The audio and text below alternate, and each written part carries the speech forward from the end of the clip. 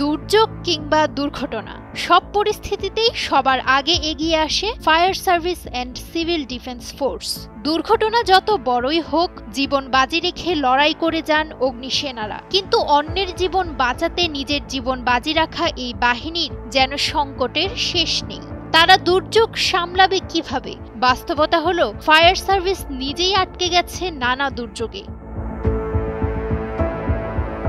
Fire service and civil defence ফোর্সের বিভিন্ন গুরুত্বপূর্ণ পদে জনবলের অভাব, ফায়ার স্টেশনগুলোতে পর্যাপ্ত সরঞ্জাম না থাকা, গ্রেড বৈষম্যের কারণে সুপারিশের পরেও নতুন অফিসারদের যোগদানে অনীহা ও প্রশিক্ষণের ঘাটতির মতো সংকট ব্যাপক আকার ধারণ করেছে। বাংলাদেশ সরকারি কর্ম কমিশন পিএসসির সুপারিশে নিয়োগ হওয়ার পর অন্য কোথাও একই পদে চাকরি হলে ছেড়ে চলে যান অফিসাররা। এতে করে জনবলের অভাবে চালু করা যাচ্ছে না নবনির্মিত অনেক ফায়ার স্টেশন। এছাড়াও দুর্যোগ অধিদপ্তরের মাধ্যমে পাওয়া সর্বাধুনিক গাড়িগুলোর জ্বালানি ও রক্ষণাবেক্ষণ ব্যয় সরকারি তহবিল থেকে না মেলায় সুবিধার বদলে উল্টো বিপত্তিতে পড়ে অধিদপ্তর।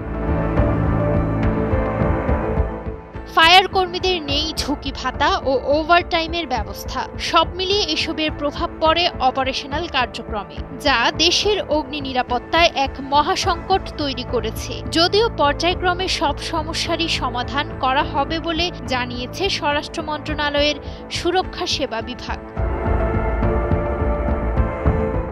সংশ্লিষ্ট সূত্র জানিয়েছে, fire service and civil defence অধিদপ্তরের অনুমোদিত পদ সংখ্যা 14,570 জন। বর্তমানে কর্মরত আছেন 13,635 জন।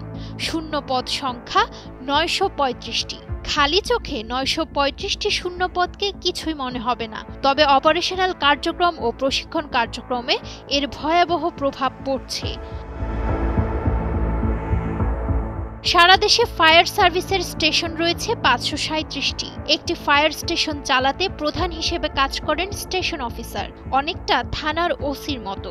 550টি অনুমোদিত ফায়ার স্টেশন পদও রয়েছে। কিন্তু দুঃখের বিষয় হচ্ছে, সারা দেশে মোট ফায়ার স্টেশন অফিসারের সংখ্যা মাত্র 165 জন।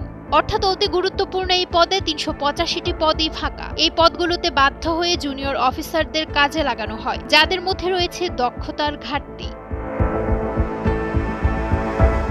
ফায়ার সার্ভিসের পর্যাপ্ত সংখ্যক গাড়ি, পানির পাম্প, টিটিএল সহ অন্যান্য সরঞ্জাম রয়েছে, কিন্তু সরঞ্জামের বেশিরভাগই ঢাকা ও চট্টগ্রাম কেন্দ্রিক। অনেক জেলা ও উপজেলা পর্যায়ে পুরনো গাড়ি ও পানির পাম্প দিয়ে জোড়াতালি দিয়ে চালানো হচ্ছে।